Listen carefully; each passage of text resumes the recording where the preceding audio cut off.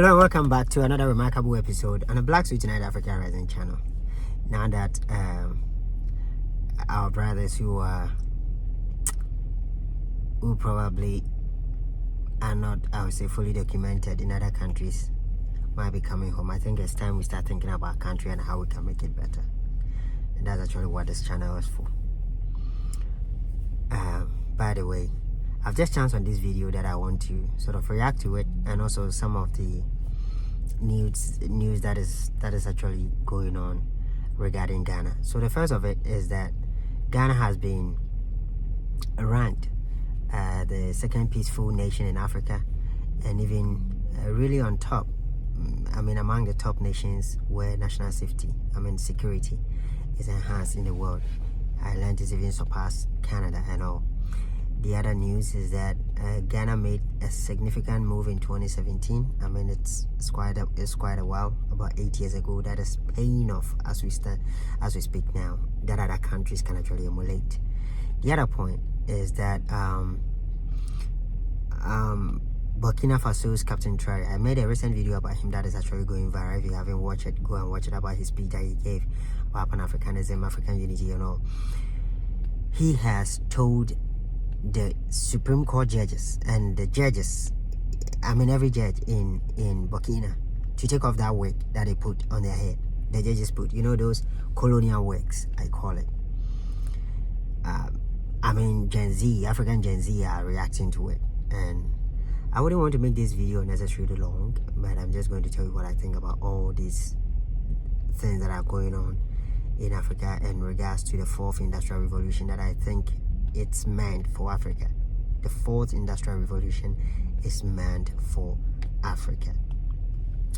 So let's start with Ghana being the second peaceful nation in Africa. And I think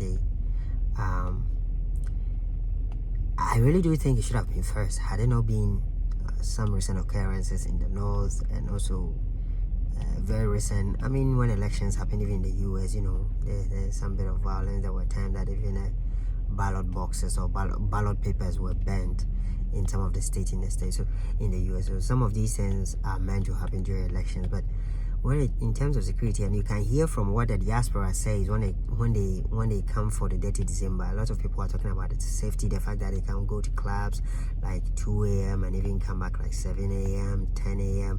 and they don't feel like even watching their shoulders. Some of them don't even close their doors, and also there's genuine safety in Ghana, no matter where you find yourself.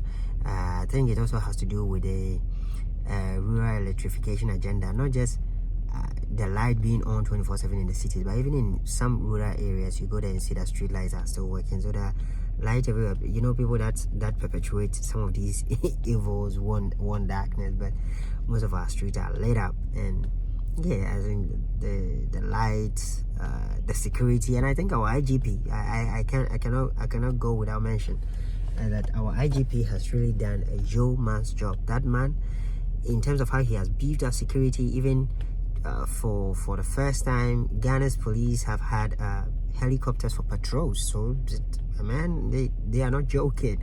I think there was this time that he even went out to work with a patrol team, like he himself.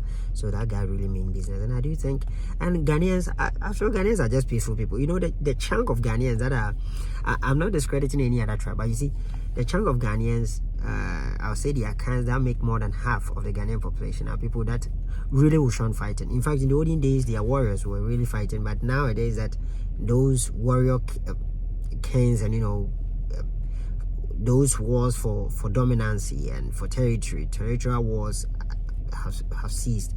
Most of their people have been really, really, in fact, if you are preaching and fighting with a fight, you will fight your own self. The person will run away. So and Ashanti will just talk but no action in terms of coming out to fight. We will fight with our mouths. So basically, I think all these things, cultural wise, the police, and then the electrification, all these have, I think, contributed to it. And I think we should keep it up. We could be first. Let's try to be first, and even try to be on top of the world in security. Now, in other news that I was talking about, so Ghana gas used to be controlled by Sinopec from China, right? And I think the Ghana's president, now the Danko Akufo-Addo, when he took over, made this bold decision in 2017. I mean, in his first term, that no, we have to come to terms with ourselves that we can manage these facilities. And so he sort of put it into the hands of indigenous people. So Ghanaians started manning the project, and it turns out we could save about $250 million. And all this has to do with administrative costs and all that. Imagine. And since then, Ghanaians have managed. Not only has it really brought about employment, but even currently, imagine when the pandemic came and we were still paying some of these huge sums or suffering some of these losses, where would we have been? I don't think Ghana would have been able to manage even how we manage this COVID pandemic. Currently, we are having a national economic crisis. But imagine if this money was also being siphoned from our country to China to sign OPEC. So that was a very big move that I think we are even yet to even see its full its full benefit. So I mean, other African nations can sort of consider, not just in the gas production, but in other areas where we unnecessarily bring in foreign experts. I mean, I don't know why we even tend to do that. Nowadays, technology and all are spread. If you go to Ghana, most of our universities are offering sophisticated petroleum and gas and all courses that I think even some of our own people that are studying in foreign universities that have graduated, some are even professors and all, we can bring those people on board. And I think that's the move that Ghana did, and we've really cut down some of these costs. We have employed our own people, increased employment and all, and in the end, we're also going to build experience in handling some of these things, so that even in the future, if you even want to expand, we could even do more. We have to take these baby steps right from the onset. The fact that maybe we don't know how to do doesn't mean we shouldn't even start at all. And I really commend the government. I do think the new government by John Dramani Mahama, it's actually going to continue this, and I don't see them rescinding this decision. So kudos. Now the last but not least, I made a video about Captain Troare. That guy, I think he has been dubbed as the new Sankara, and I'm beginning to think why. Because in my head I was like, why is this young guy who is surrounded by older military officers or people who are like military generals and all, this guy is just a captain? Why are they not even deposing him? And then I come to think of it, and I realize, oh, he's not just intelligent, but very humble. He's intelligent, humble, and he's down to earth. And even I think the fact that he's a Gen Z himself, he just know how to relate to the Burkinabe youth, and not just Burkinabe youth, but the whole of African youth. In fact, there's this I think image or headline I saw that he has banned all the judges to stop wearing those colonial wigs. And in Ghana, I still don't know why we put it on. I mean, to differentiate between the judges and the lawyers, probably. But even your cloak is different. Those things that you wear, your cloak that you wear is different, right? It's different. So the wig, even sometimes, imagine when they were doing the inauguration for the new president, and in this hot sun, the judges were sweating under days. I mean, I could imagine some of them would take it off and their hair will remove their hair together with the wig. Like the moment they take it off, the heat will just take off some of their hair, like off, just like that. And people are still wearing.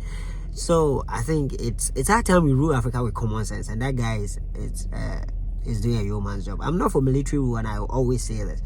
I have said that if he thinks that the Burkinabes love him enough, he should organize civil elections. He should organize democratic elections and contest in that election, just like J.J. Rawlings of Ghana did in 1992. If the people love him, and I do think they do, they are still going to maintain him in power. He shouldn't just rule with a gun, because you wouldn't even differentiate between the people loving you and the people fearing you. And I don't think you want to be feared. I think you want to be respected. And so, yeah, in as much as he's doing that, the other fact is that he has declined a whole lot of IMF, and I don't think IMF will say call you to come for loans. So the fact that they say he declined, I don't think IMF will say, oh, we want to give you a loan. No, of course, first you have to go there and apply for it. Probably the predecessor was in arrangement, and then he came and he terminated it. So we should know how to twist some of these headlines. But the point is that he has said it bluntly that he doesn't need any foreign aid, and he's going to rule Burkina Faso, turn the country around, make it a great nation. That's like Trump is going to make America great from the inside, not from any outside. And Africa is watching. Me myself, I'm really watching and seeing how it will go, so that you'll be more like a model for other African countries. But the best one that I'm looking for is for him to organize elections straight from that military rule. We don't want that. We don't want that to be the order of the day. We want people to have a say. That military rule and all things has to come to an end. Once again, there's the Black Suit Africa Rising channel. We bring you everything that's going on the continent that's promoting Africa. If this is your first time, please kindly subscribe. Let's grow the channel. It will encourage us to do more. I'll see you when I see you.